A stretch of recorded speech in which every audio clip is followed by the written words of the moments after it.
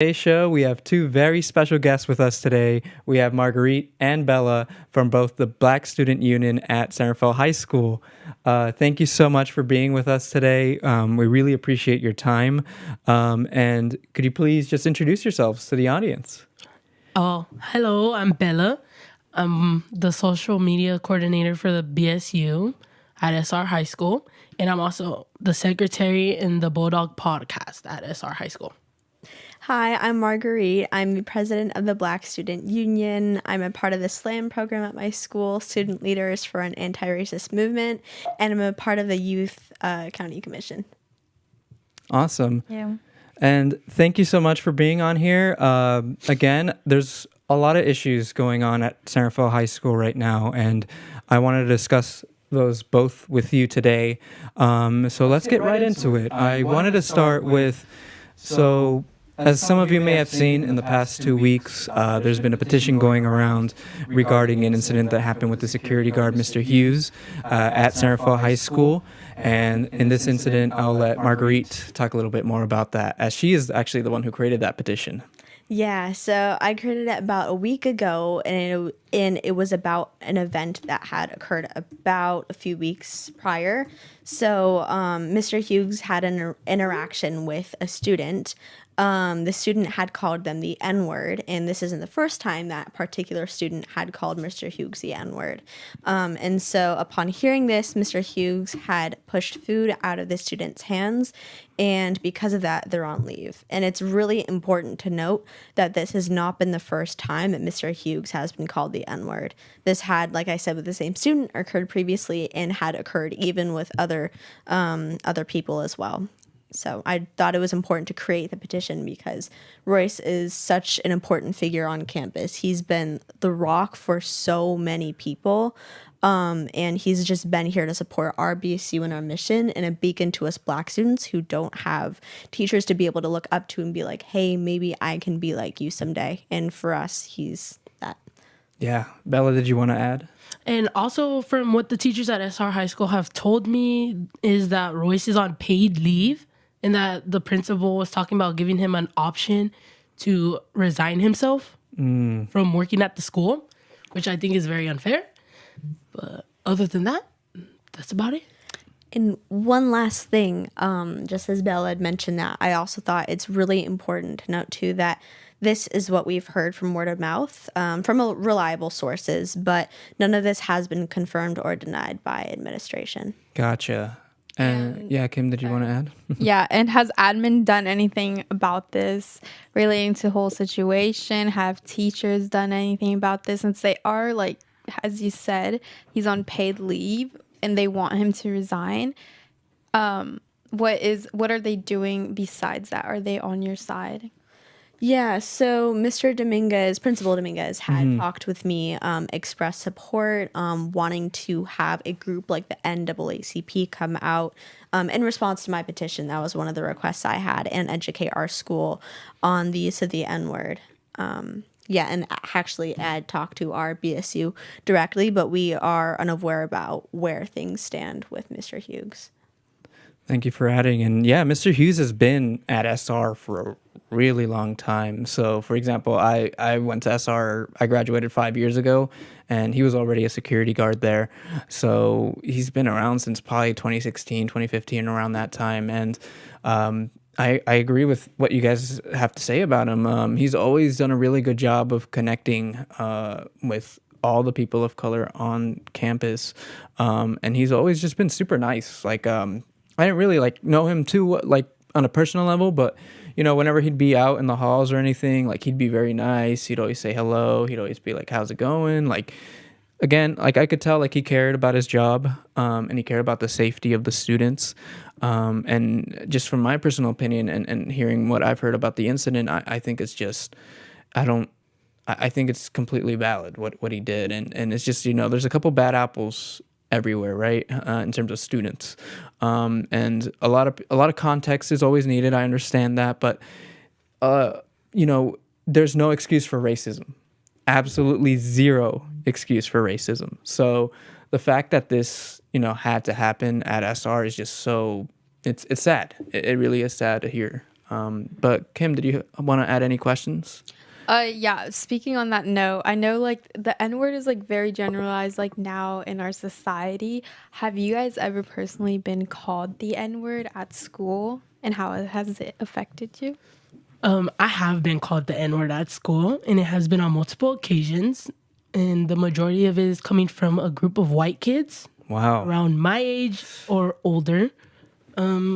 It's affected me negatively because there have been times where I thought like I should be ashamed of my color and how I am in my culture, which is very bad on my part. But it made me really mad because when those occurrences happened and I brought it up with the administration, they didn't do anything to solve it. Like we had meetings with my mother and everything, and it made me and my whole family mad because they didn't do anything, which annoyed me because the school says that they have a policy for no tolerance of racism, but every time a racist like occurrence happens, they don't do anything to solve it or stop it, which makes me really mad, and it's negatively affected my life in many ways, such as like going home, like not feeling safe around these people, and me overall just not wanting to be at the school anymore. And what would you have liked for administrative to have done? Well, personally, I would have liked them to at least talk to the students, like bring it up with them why it was wrong and why they did it, So and they why would just they shouldn't do it. Sorry for interrupting. So basically, what they would do is they would just, you would tell them they wouldn't do anything, they wouldn't talk to them, and they would just go about their day. Is Yes. basically what happened. Yes, and they tell me that they would do something, but they never did. That's first of all, I'm Not so sorry that situation is going on with you, and that the administration did nothing to really help you out. That's ridiculous. Yeah. Go ahead, Kim. I'm Oh, sorry. I was gonna say they don't even get detention for it. Nothing No, like that. from what I'm aware, those kids got off like free, like nothing happened. What? That's ridiculous. That's not okay.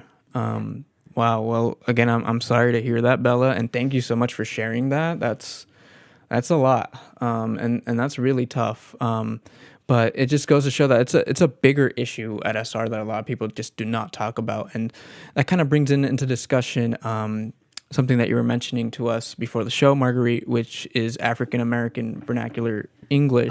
Wait, sorry. Oh. Before we jump into that, can we Sure. ask Marguerite about her experience? Oh yeah, sorry. I'm Yeah, so sorry. sorry. Yeah, Yeah, no already worries. moving ahead. Yeah. No worries, no worries.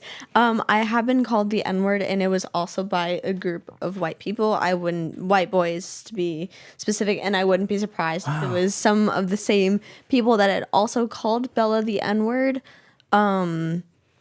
The surprising thing is that it happened in a classroom, and the teacher was right there, because at the moment I sat in the front row, and so it was kind of startling because at that age it wasn't. I believe it was in the earlier years, so it was still kind of like, huh? It wasn't necessarily like, what are you doing? Because it was just such a foreign concept to me that someone would use that word. Yeah. That again, wow, this is crazy. Like I'm again, you guys are so brave for bringing this up on the show, and like I said, this is not okay. My time at SR, I faced not discrimination, but I did see a lot of discrimination from or just racism towards the immigrant students there at SR, and that was through SROs on campus. And if I remember correctly, today you guys had the police come into SR, no, to do a presentation? We didn't have the police come in. It was more so a presentation around the police or impact. Yeah. Oh, I see. But it is still definitely relevant. It is, yeah. And sorry, did you want to add anything else, Kim? No, you could go on. Okay. Yeah, so again, I'm sorry that those experiences happened to you. That's definitely not okay, and not something that we should be letting just go on. And I'm so glad that there's a Black Student Union at SR now, because there was no Black Student Union when I was there. Yeah. And it's really happy. It makes me really happy to see both of you here and being able to share those experiences. But speaking of the N-word and just usage of these Black terms or this Black vocabulary, I wanted Marguerite, if you could explain a little bit more about African American vernacular English and what that entails. I will explain it to the best of my ability. So essentially, it's kind of the like elongation of certain words and sentences. It can also be kind of known as slang, or more so the shortening of words. So instead of saying like doing, let's say like doing, things like that. Or Trina, Yeah, things like that, or finna. Finna, yep. And so I think that it's used often around campus, and people just don't really understand where it comes from. And I mean, we have such a small population of African Americans on our campus. So it's like, I don't think you're really getting this from that group. So where are you getting it from, and why are you kind of appropriating that?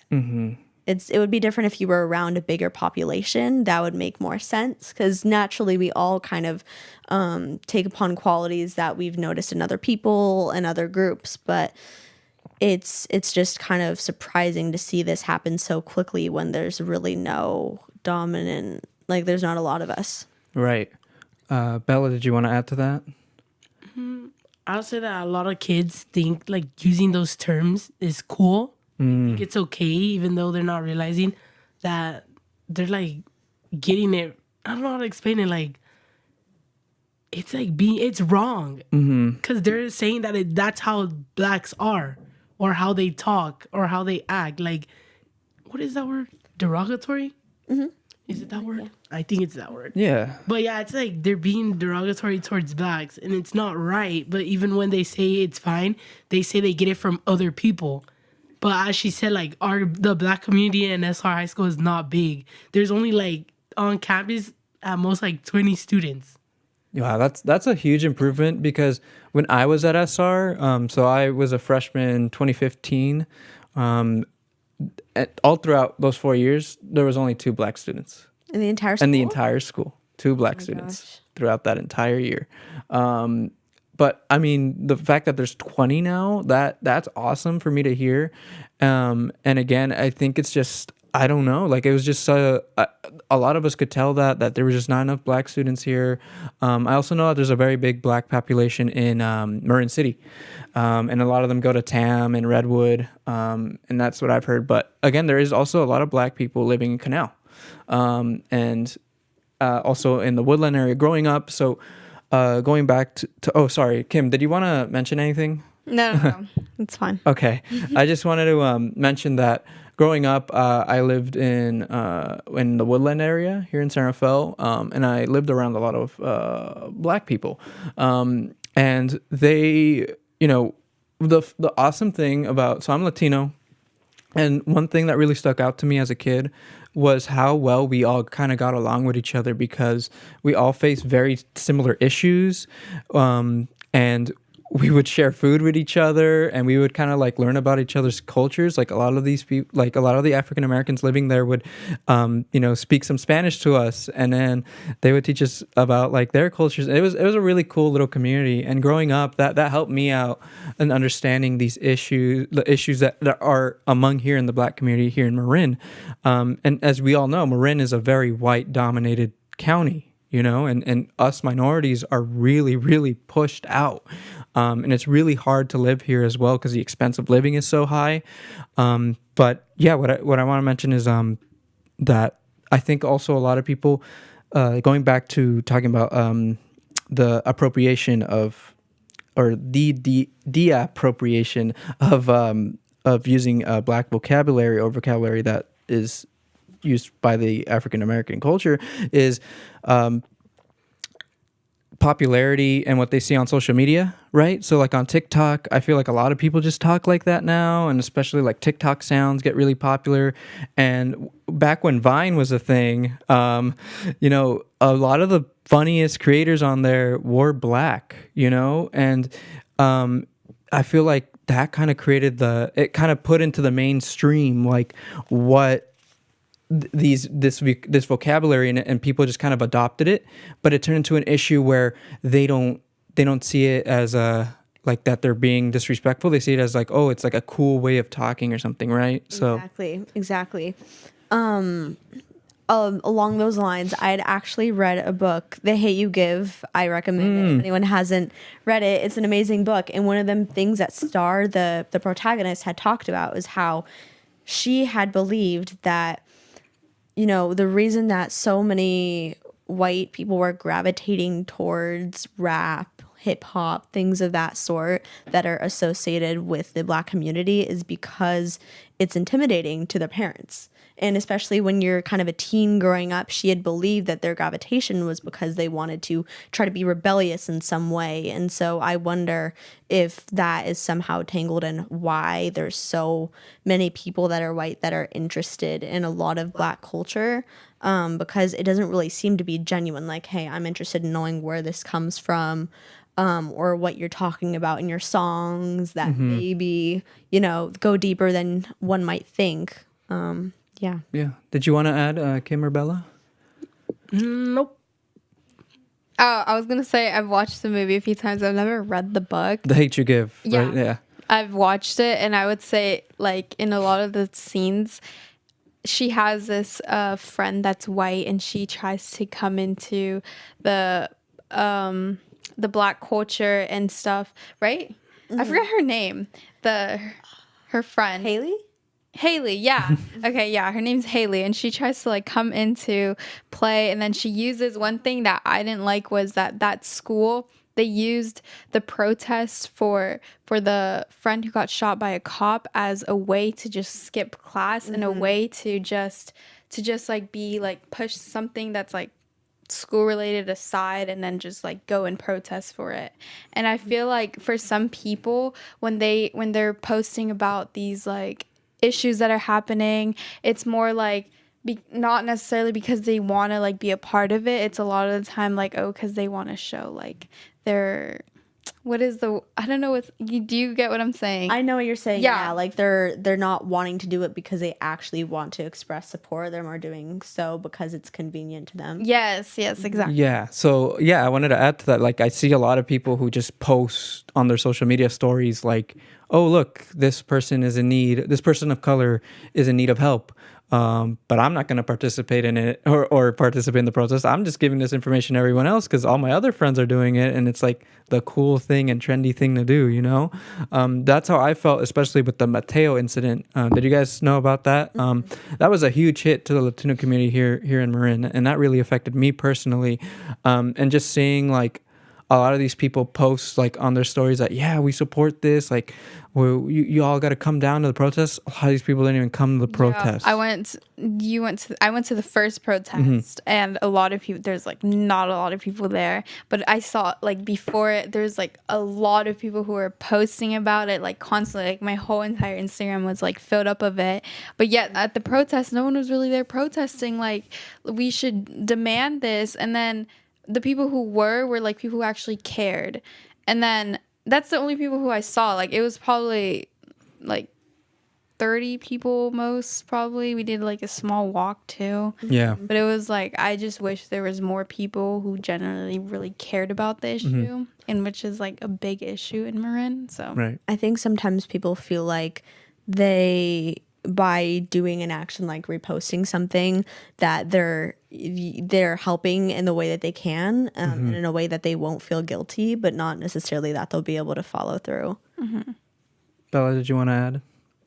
I feel like kids nowadays, I can't say back then, but nowadays, like when like going on with what you guys are saying about the kids posting on social media and everything, it also happens like in school. Like kids will bring up the topic in school and talk about it and say things that they need to change or like that it's wrong and that they need to do something. But when it comes down to it, they won't go and do it. Yeah. Exactly. Yeah, so they'll say all these words and make false promises and like bring hope to other people. But when the time comes down to do it, they won't do anything. And then they'll say that it's either because like they'll make an excuse onto why they couldn't go and do something for it. Which is like, it's not good. Yeah.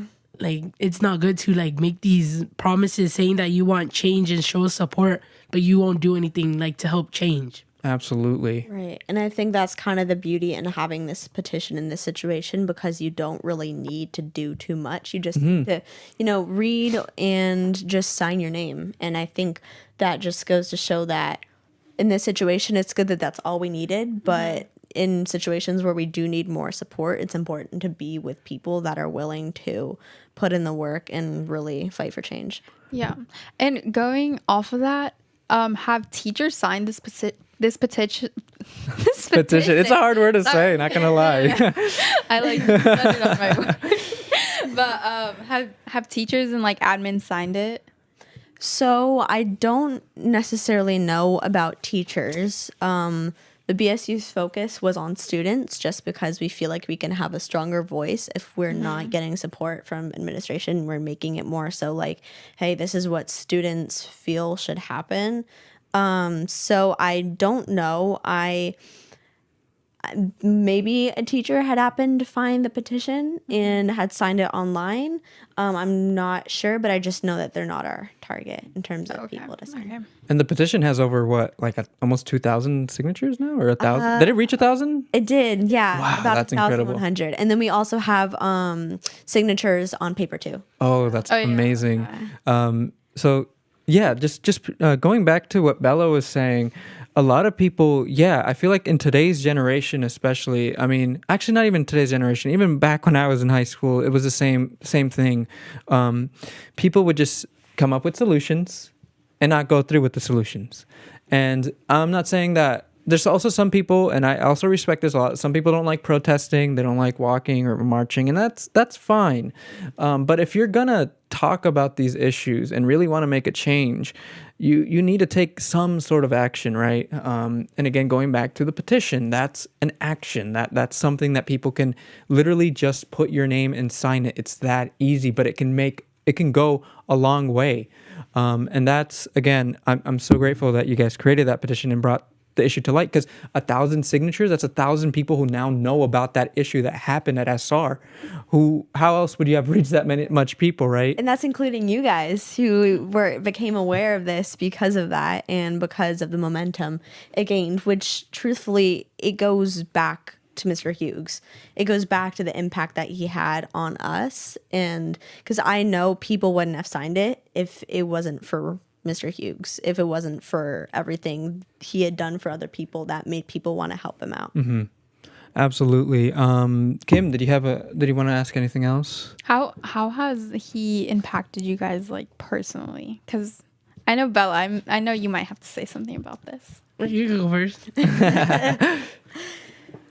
I'm gonna have to come up with a story now. I just remember when I was in the process of trying to create the BSU, because we hadn't had one previously. This is the first Black Student Union, and so I was kind of struggling to try to find momentum. And so then I had seen him around campus, and then I remember he had told me that he was supportive, and that he would bring people to the best of his ability, and that he would try to be there in whatever way he could. And even just little things like we had like a mental health awareness week, and I remember he had given a speech about how he's there for everyone, and then he finished his speak with a Black Power fist, and I was like, I don't know how many people know what he just did right there. Yeah. That was a lot. Or even how every time I'd show up to school with an HBCU sweatshirt. HBCU stands for Historically Black College University.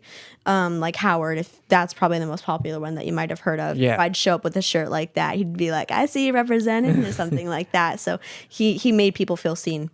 And to add on what she said before I tell my story, he was like, with the Black Student Union and it being founded and everything, he did a lot to like reach out to students to come and join the club. Like from my experience, from what I've seen him do, he's gone to classrooms and given speeches on like why you should join and what the benefits could be. And during all that speech, he'll explain how he'd be there to help, and how he personally, if he was a high school student, he'll join because it has many benefits, which is very well. And I don't know, overall, like he just talks to the students, and you could see that with this petition happening and everything and their signatures, that they like reacted to what he said.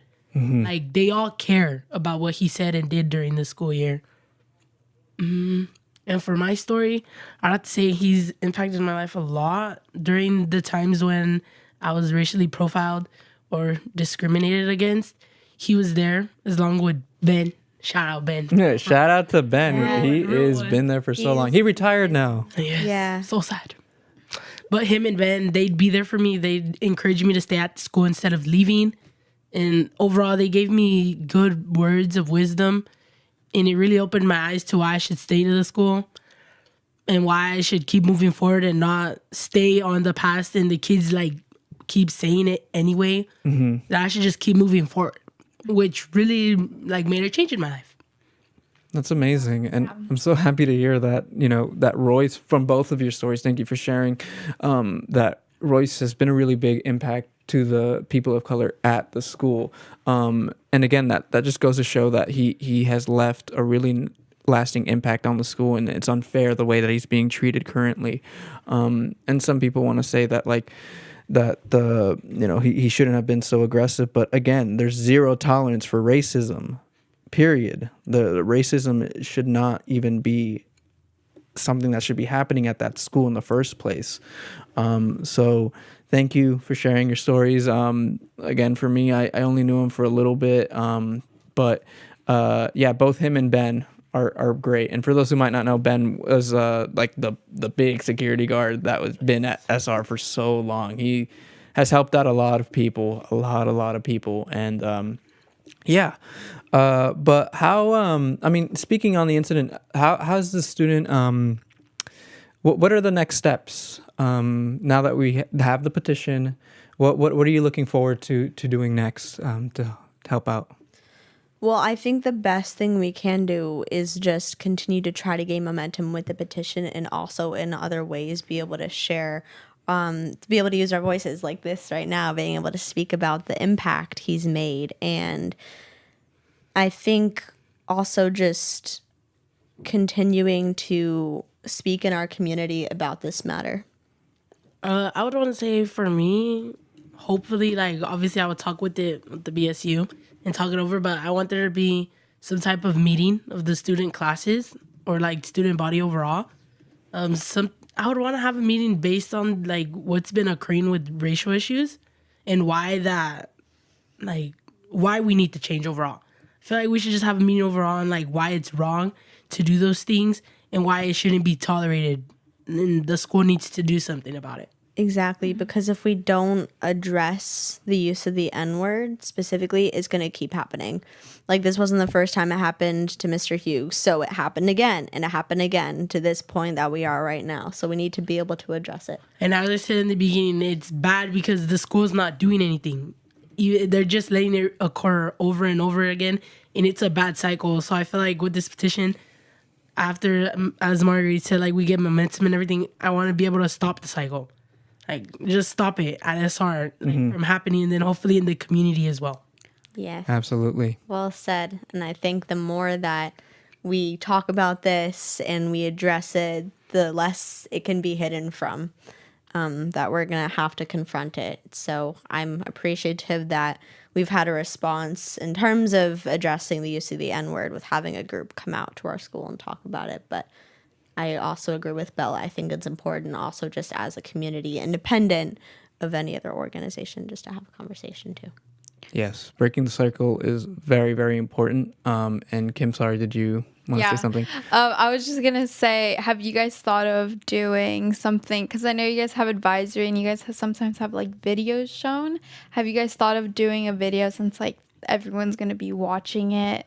Like do a video based on like maybe the use of the N-word, something like that.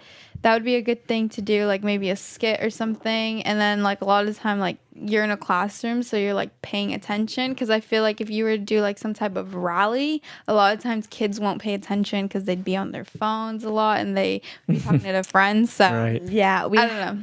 We haven't thought about that exact idea. It is a good idea.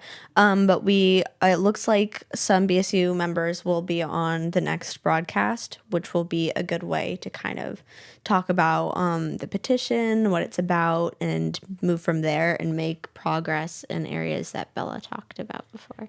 Actually, I have thought about doing the podcast. I was going to bring it up at our next BSU meeting because I was talking with Ms. Verhiki about it. But the thing about it is, for the podcast, to be able to speak about it in the video, it's like a month process. Oh. Like it's a month or over. Like we have to fill out This a is plan sheet. something that needs to be done Yes, immediately. 'cause Yeah. If we take like months to do it, then by that time, like I'm not saying we're gonna stop, but I feel like less people would be interested because it'd be more time, like away from what's occurring right now, and also because the teacher of the podcast, like this may sound wrong, but like she has favorites towards white people. Oh. So I feel like bringing up something like that, like she won't approve the layout of what we want to speak about on the video, or she would say that we can't explain what we're trying to explain, which is also another reason why I'm kind of worried on why or like how we should try it, because if we word it wrong, like she won't let us at all like post it on the school.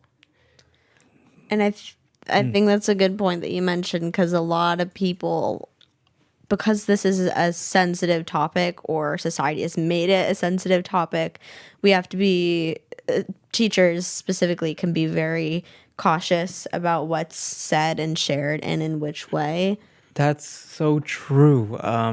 Wow, like thank you for mentioning that, because I remember when I was in high school and I wanted to bring up certain issues, they're like, oh, well, it's not going to go over well with the district. Or it's like, but who, like, this is important issues that are going on to a lot of, it's a social issue that's going on in the school. Like, it's so unfair to just think that's going to ruin the reputation of the school or something like that. That's ridiculous. I'm sorry that that's going on with you guys, because no, your guys' voices should be heard. I mean, that's why you guys are on here. But yeah, thank you for sharing. And I'm looking forward to seeing, again, how this evolves. And I agree with you guys. This is something that the momentum just needs to keep going. It needs to snowball, keep snowballing. And you guys are going at a great pace. And again, I'm excited to see what comes out, what the outcome of the situation is. Thank you. But I wanted to actually switch over our topic to talking more about the diversity and the lack of diversity at SR. But before we get into that, Kim, I know you have a PSA regarding the participatory budgeting. Could you talk about that real quick? Yeah, okay, we're going to stop for a quick PSA. I'm Kimberly. I'm an intern with the Marin Office of Equity, and I wanted to share a little bit about what the office is doing. The Marin Office of Equity has a participatory budgeting project, which is known as PB. PB is a citizen engagement process in which the community members decide how to spend a portion of money and how can this money improve equity in Marin. The budget this year is $2.5 million.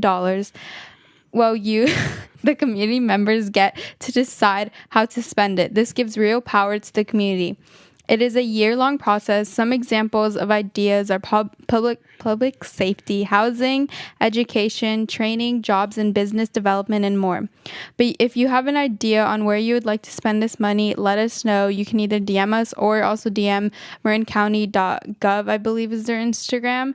And we would love to hear your ideas, and I'm also planning on putting out a proposal for the project as well. So, yeah. Yeah, so it's a great process. Again, I don't think a lot of people know about it, so thank you for announcing that. It's a good way, because I think you guys can agree there's a lack of like youth rec centers here in Marin. Like, what, we're just supposed to go to like Northgate Mall to go hang out? Like, it's super dead over there now, right? It's dead. Yeah. Like, there's just no rec centers anymore. Back when I was in high school, there was like one rec center, and then it got closed down. So it's like we need, this is the opportunity for us, for youth, to get those ideas and put the money where it deserves to be for youth, especially. And wait, I just wanted to mention that that it's on the website now. If you search up the Marin Office of Equity, then it will take you, if you scroll like all the way down, it will take you to where the map is, where the website of where you can put in your ideas, and then you choose a location on where you would like this idea to go, and you can like also comment on other people's their idea, so it would like give more support towards their idea. So yeah. Awesome. Well, thank you for sharing, Kim. And just moving on. So could you talk a little bit more about what you were telling me earlier about how it is just being a minority on campus at SR? Because I have a couple things I want to say about being a minority at SR, but I'd like to hear your guys' perspective. Well, at least from my experience, it can feel pretty lonely at times, especially before the BSU was established, just because it's kind of uncomfortable at times being like the only black person in the room. And just it can be just a little disappointing to see too. On my end, I could agree with Marguerite. It is pretty lonely seeing that the black community is so small. And a lot of these kids in the black community at SR are like scared to speak about their culture, which everyone has their own reasons on why they won't speak on it. But I don't like it. It doesn't feel right to me. Like, it makes me kind of like mad and irritated because I'm like, how am I supposed to learn more if there's no one else who's willing like to speak or explain what's going on in their culture or how it works? Yeah. And as for like other like groups, I'm not only black, I'm Mexican as well. It's like the Latino, like all of the Latinos at SR, when I'm around them, I kind of feel bored because like they're all like, a lot of them are from like the same places like Guatemala or Mexico or I'm from Guatemala. It's mainly Guatemalan. There's a huge Guatemalan population here in currently in Marin. Yes. The canal has a really rich history, and I won't get into it, but yes, there's a big Guatemalan population currently here. So a lot of my friends are like Latino, and I like learn about their culture and how stuff works, or like celebrations that they do in their culture. But since I know a lot of it from like history and then like all the other people I know, just being in the community of Latinos, like I get bored because I want to know other stuff as well. Especially like other Latino countries like Salvador, Puerto Rico, Spain, like all of those, like I want to learn about those too. But my only way at SR is like to go through textbooks or look online. But I want there to be more people, like people who are willing to come to SR who are from other places that I could be able to learn from.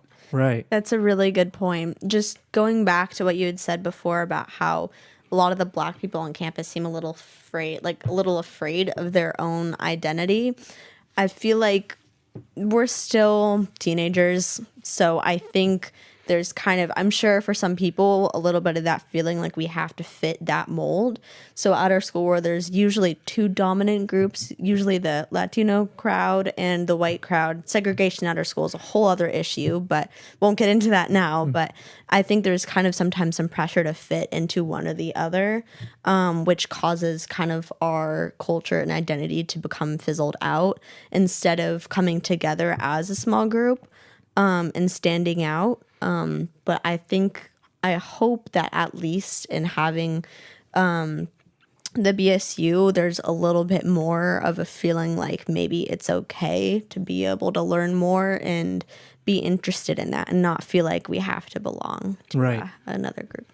And I wanted to mention that I think this just brings up the point, and I wanted to ask you guys, do you think that the history classes currently at SR, are they teaching you guys enough about black cultures or other African American countries? Or also want to mention that it's not just, black people aren't just from Africa, it's also from Jamaica, I think Madagascar too, right? And there's also Haitians as well.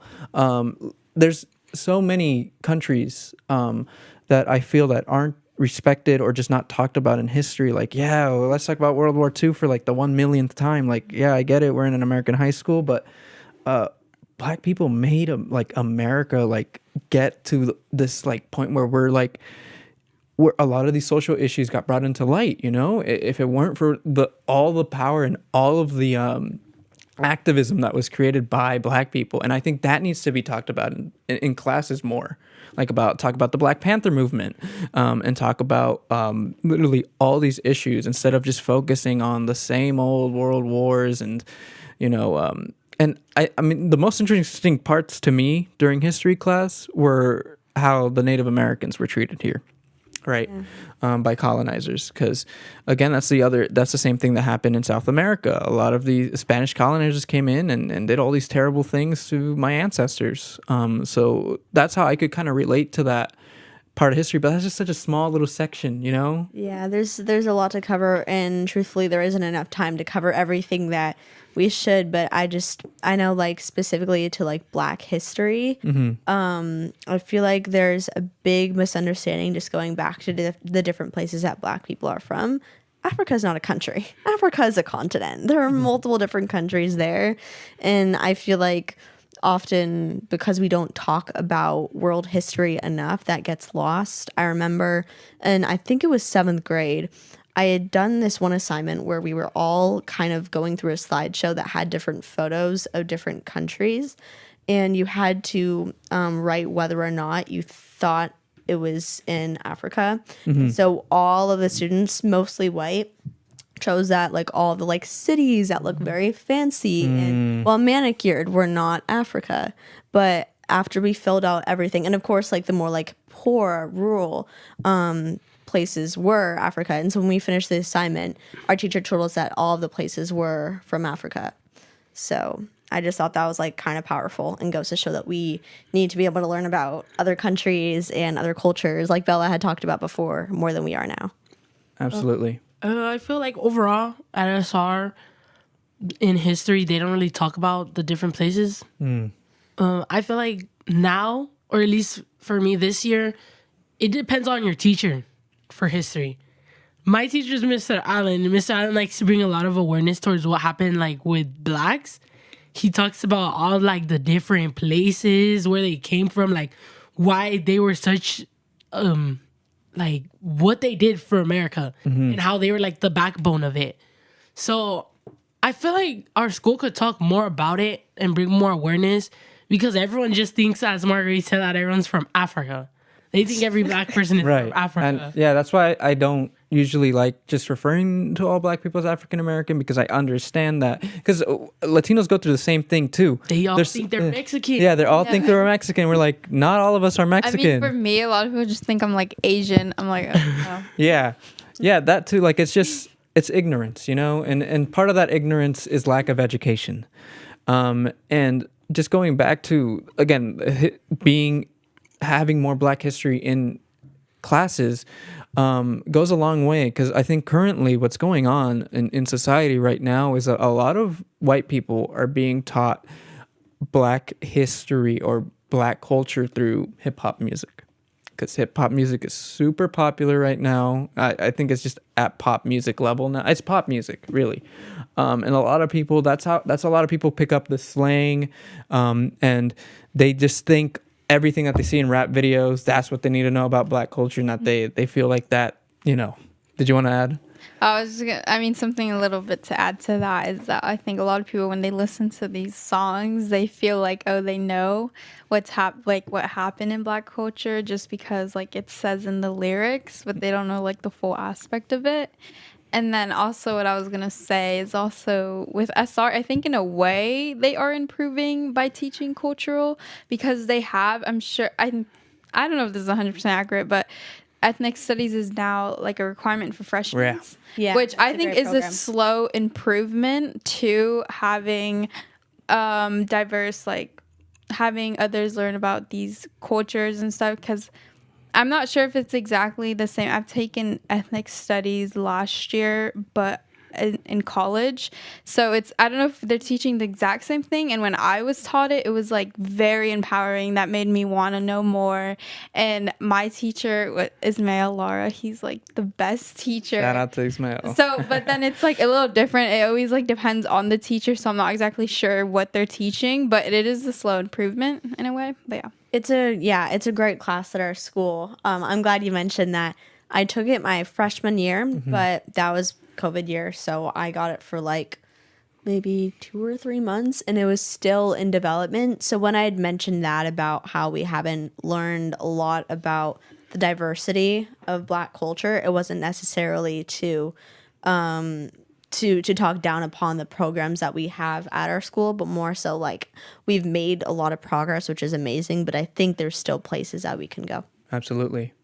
I wanted to add to that. So ethnic studies, when I was at SR, didn't exist. It was called world cultures, but it was taught by the same teacher, Miss Farrell, who I know is teaching ethnic studies right now, and Miss Verhiki as well, both of them.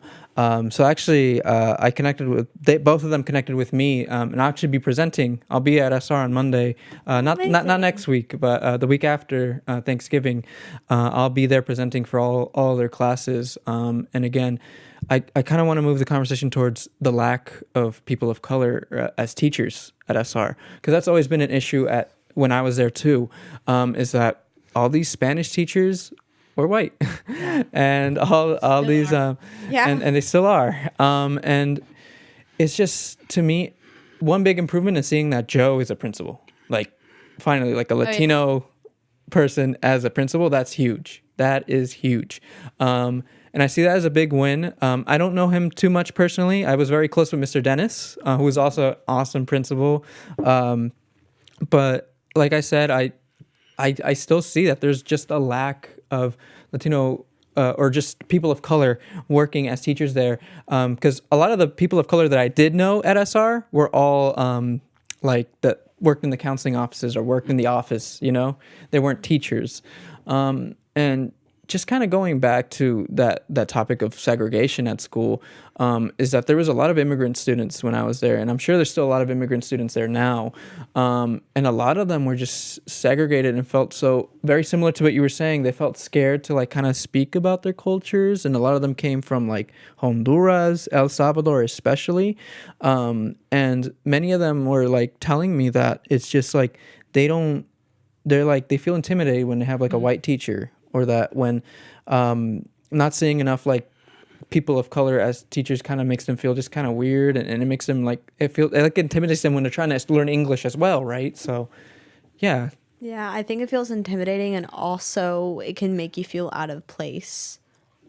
It's also the way the teachers talk to you. Mm-hmm. There has been a lot of issues rising in SR with teachers making their students feel stupid or dumb because they're not understanding something that they're teaching, which is also why a lot of kids feel that pressure, they don't like me, or I can't be myself because I don't understand what they're teaching in the curriculum. It causes a lot of stress mentally, and I guess that could turn into physical stress, because you go into that class and you already feel like you can't be there because the teacher's gonna make you feel a certain way. Mm-hmm. Can I go off of that from my experience go for it. from my freshman year? Was that I was placed into 2 math classes. One was algebra, and then my second class was I forgot what it was called, but it was math, but you do your homework in it. It was Is it fuel?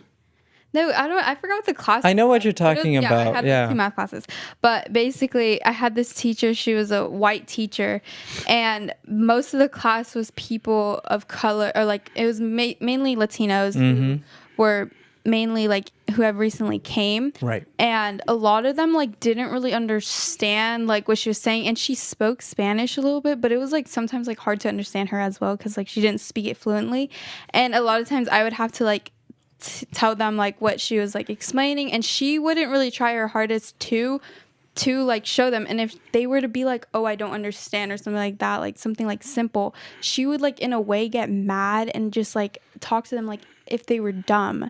And I just remember that now. I didn't do anything about it, because I was also very, very shy my freshman year, so I never did anything about it, and I would just watch it. But thinking about it now, that's super, super sad to see. And I know she still teaches there too, and it's just, and I feel she made me feel dumb as well. A lot of times I remember I'd feel okay, I'm obviously in 2 math classes, I'm dumb, I can't do it, and then she's making me feel even more. Right. And then I can't imagine what they're feeling. A lot of them aren't even understanding what she is teaching, and a lot of times she also wouldn't even teach.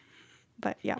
Absolutely. I have a personal experience as well. It was with my geometry class last year. In that class, the majority of class was Latino. And from us Latinos in her class, we all assumed, it's not right to assume, but you could tell when the teacher's favors a minority of people. Yeah. So our class was split in half, and on the right, it was all white kids. And in the back, God. on the left, it was all the Latinos in color. So we were all separated, And the white kids, would do the answers on the board and everything. And us kids in the back, like, we wouldn't understand. And there'd be the few white kids that'd be like, can you explain something to me? She'll be fine explaining on the board. But as soon as, like, our group in the back said something, she was like, then you clearly don't understand because you're not looking at the board. Right. Like, she said terms that made, like, everyone mad. Like, it got to the point where I told my mom I didn't even want to go to her class anymore. Because it got bad because she was like, she made racial jokes, like, to the kids in our class. Like, it was bad. What? And my mom brought it up with the school, and like I said, the school didn't do anything. They said they would talk to her, and they never did. And she kept doing it, and she got away with it. And it's wrong that she thought it was okay to call these kids dumb or stupid or that they can't see because we didn't understand what was going on in her class.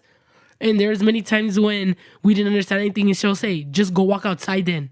Like, don't even bother coming to class if you're not going to understand. And that's really bad because then a lot of kids just stopped coming. Like, our class attendance started going down because they were like, there's no point in going there if she doesn't want to help me. Like, it was very bad. That's what a teacher should do. They should work to help the student. That's why they're there. That's what I literally said to her because she called me out in class and I told her, I was like, I'm gonna get mad if you're not gonna help me. Because then you're like taking time where I have to go ask a whole nother teacher because you don't want to be here and teach me. And she was like, no, but you're just not learning. Like, you're not understanding. And I'm like, then why are you a teacher? She literally said she doesn't want to deal with kids. And I was like, if you don't want to deal with kids, like, why you choose this? Why are you career? teaching? Yeah. Yeah, like, go do something else then. Like, it made me so frustrated. Yeah. I understand why. I didn't have that same type of experience with a teacher, and I'm so sorry about that because that's just not fair. But I did have a teacher last year who had said some racial comments that were just a little bizarre. I think she had been there for a long time. She isn't there anymore. But she had just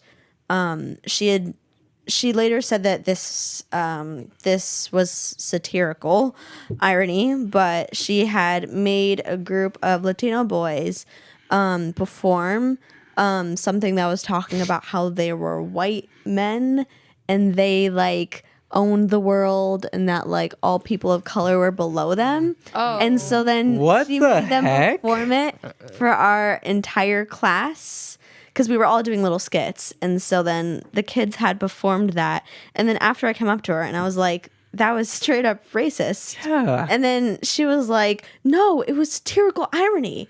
And I was like, that wasn't established before. I don't think so. And she goes, no. It was anti-racist. And then she proceeds to talk about that. And it's just it just goes to show that sometimes people don't get it. Because I still think after talking with her, I don't think she understood it.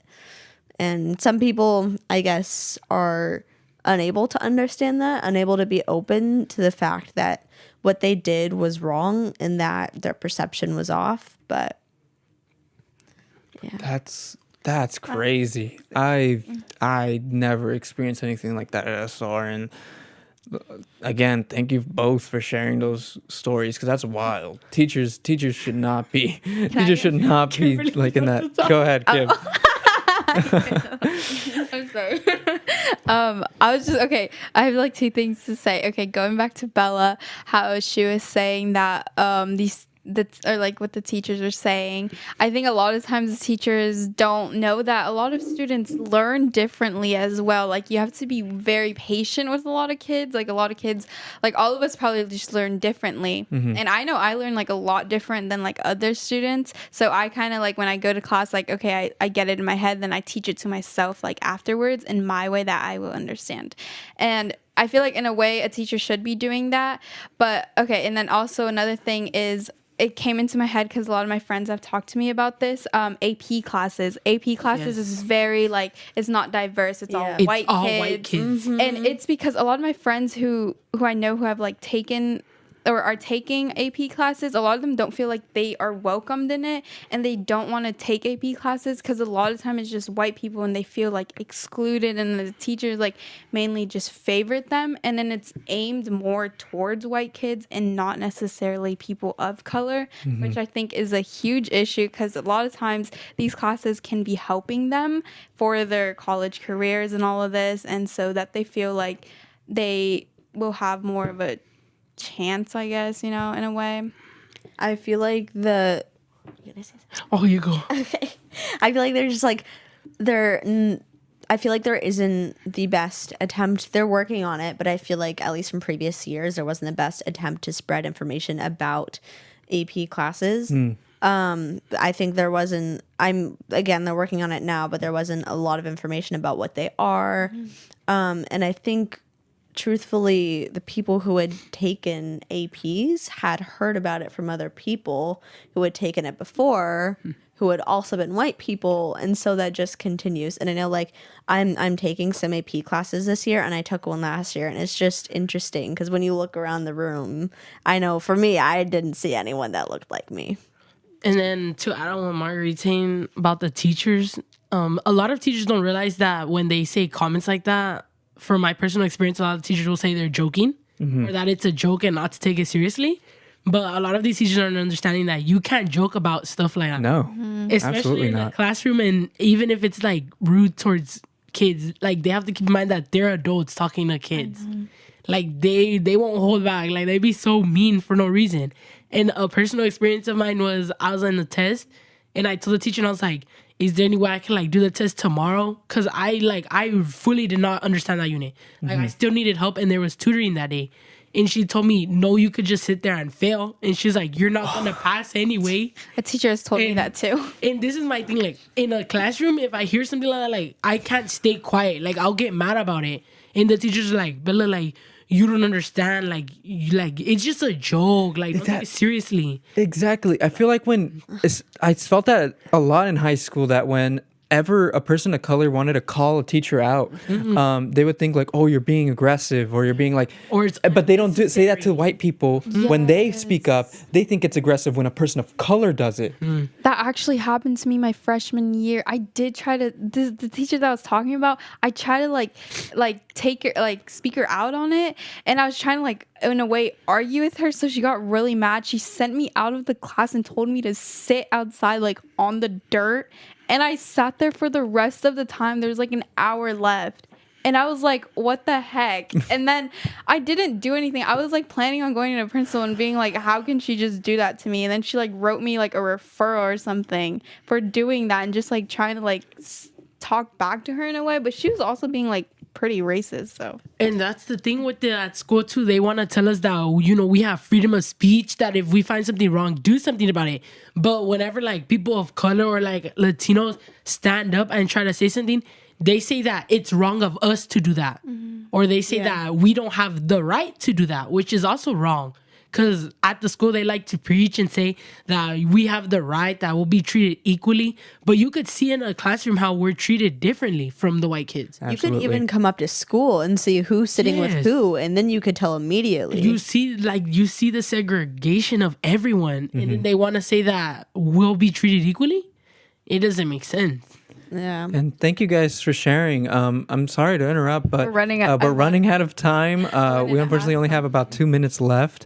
But I wanted to end this with, how can people get into contact with you guys? Like, is there social media you guys have? Yes. And yeah. Yes, we have an Instagram page, the SRHS BSU.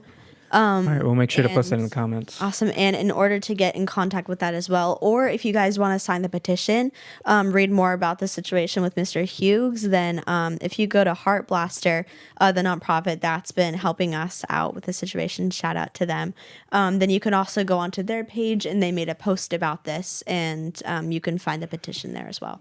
And if you, if you're a student and you wanna come like to the club to talk, you could come on Mondays during lunch in LA 219, Mr. Allen. And feel free to come whenever if you have something you want to speak on or something that you feel you're being wronged by. And we'll see what we can do. And just be a part of us too, because we have games, snacks sometimes, and And yeah, you learn it's a lot. You do. And can I come? Even play. yeah, please come. Yeah, I'll come. All right. Well, thank you so much for your guys' time. Yeah, thank you so much. And this is eye-opening to me. So thank you for both of you for sharing your stories. I know it's not easy, but this is part of the movement that we need to get into. And like you said, the momentum just keeps going. And again, I'm so grateful to have had both of you here today. And thank you all for a great show and for tuning in. All of the audience members, thank you all for watching. And yeah, we'll catch you all next week for our Thanksgiving special. And again, thank you both for being on here with us today. Thank you so much for having